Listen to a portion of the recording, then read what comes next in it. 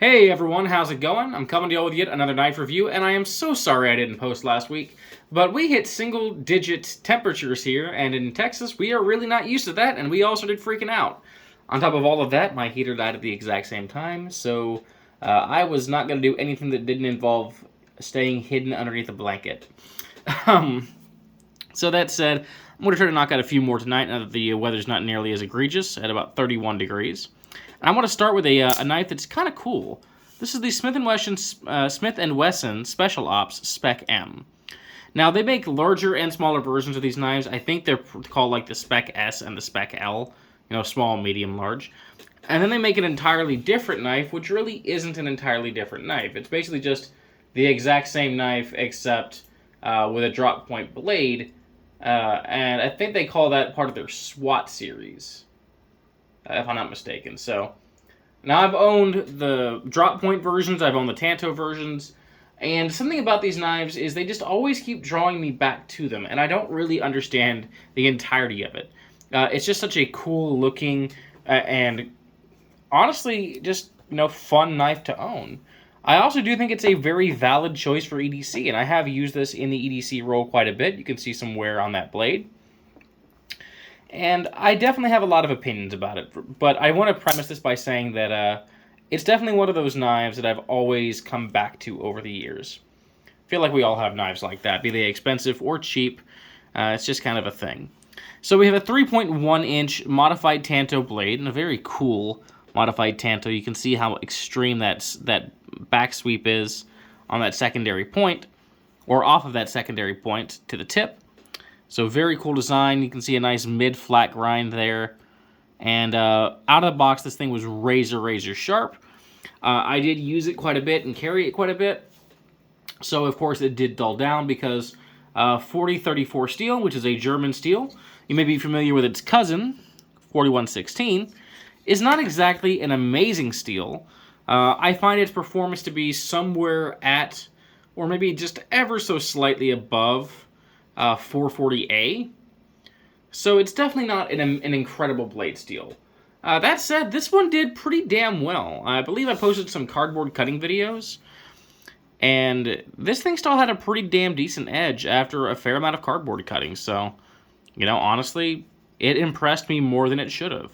Now, I'm not going to say that's exactly going to be your experience, because part of the thing with these cheaper knives is that you may get one that is incredible, and you may get one that is less than incredible, and that's because there's not as much consistency between each batch. So, kind of a thing. I'm not going to tell you to expect garbage, but I can't in all good consciousness tell you that it's going to be the same level of edge retention every time. Okay, it would feel wrong for me to do so. But overall, I think on average, 4034 is a decent enough blade steel for the individual. If your EDC involves opening up that package you got from Amazon because you have no self-control, or cutting up a sandwich you took with you to to lunch for work, or whatever you may be doing with your blade, popping off a tag off of a piece of clothing you bought from Target. The average person's real EDC when they're not going out of their way to use their knife. This is going to be more than adequate for that role. Okay, in terms of how it's sliced, it actually sliced pretty well. Like, the blade is not super thick, and so this did glide through everything I put it through pretty easily. So it is a very serviceable blade for EDC. Yeah, we don't have a lot of belly, but the secondary point on a Tanto can kind of be used in place of belly, and the primary point on this thing, if you can see that, is so fine that it has absolutely zero problem penetrating any kind of clamshell packaging, or bubble mailers, or whatever it is you may be buying. So, yeah, actually a very serviceable blade for EDC. We do have some jimping top side of the blade there, and it's okay. It's not amazing. Kind of does grip a little bit, but not incredibly. The coating, you can see, will wear, but it doesn't exactly just chip away either. I don't know if this is a titanium nitride, or if it's a Teflon. I don't believe they say so on the website. I actually have the website pulled up next to me here. No, they do not, so it is whatever it is. I'm going to guess it's some kind of tie-dye finish.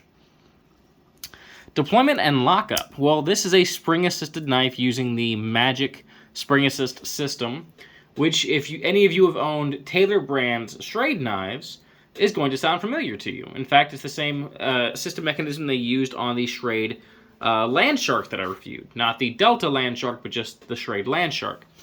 And what that basically means is rather than the tang being an extension of the blade itself, or the tab being an extension of the blade tang itself, it's a separate piece which is hooked onto something which is inside there. And so it's spring assisted, but it does kind of act a little bit more like an automatic. That said, the blade comes out nice and fast. So you can see that whether we're using the tab or if we want to use the thumb studs.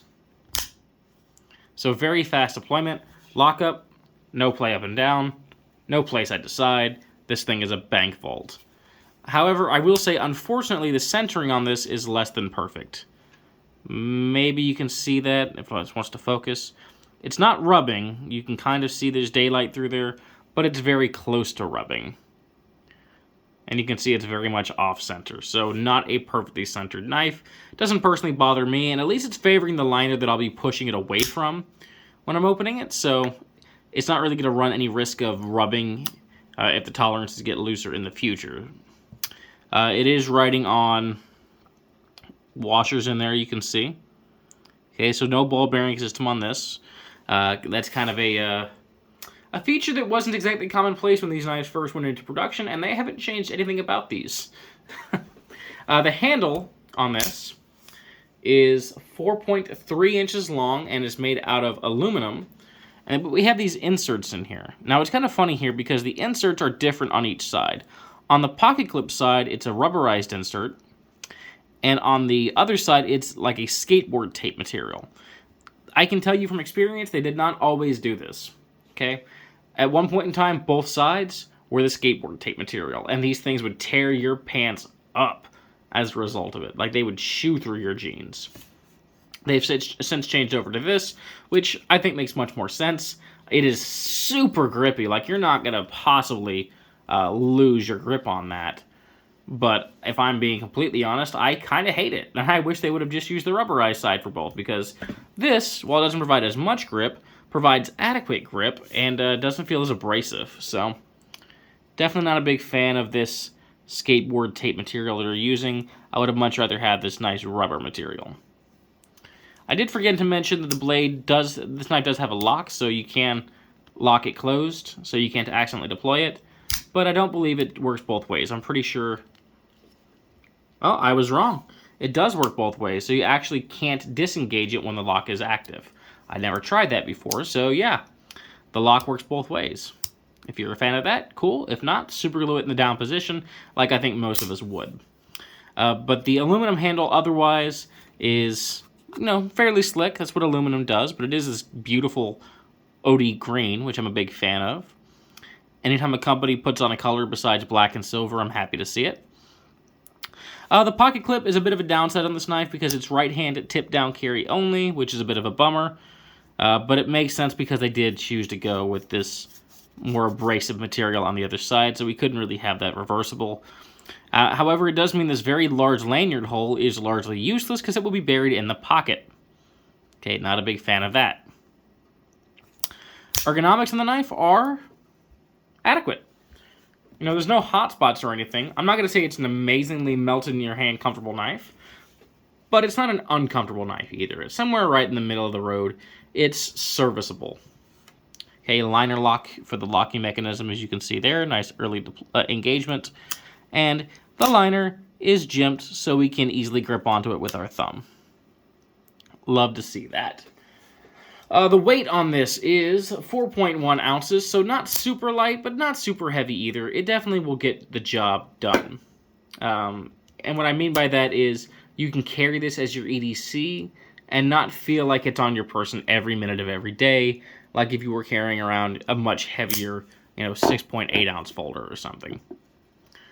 So, I didn't really prepare any competitive options for this or anything. I didn't really have anything that I felt could compare to it, and I'm trying to knock these reviews out a little faster. So, that has been my review of the Smith & Wesson Special Ops Spec M. Definitely a very cool knife for the money. I think these typically sell for about $40. To be completely honest with you, you can find objectively better quality knives with better quality materials out there. But for me, I was happy to spend the money on this because it just spoke to me. It's a knife that I've always loved for one reason or the next. And so what I'll tell you is, if you like the look of this and are okay with everything I mentioned, pick it up. You won't regret it. It's a cool little knife. Definitely one that I'm happy to have. I'm sure I'll sell this one off at some point, and then, you know, a few months to a few years later down the road, I'll buy another one, and I'll just repeat the cycle all over again. But, yeah, definitely a cool knife, and I'm happy to own it. So, hope you guys enjoyed the review. I hope you enjoy the rest of your day, and I will see you next time. Peace, and take care.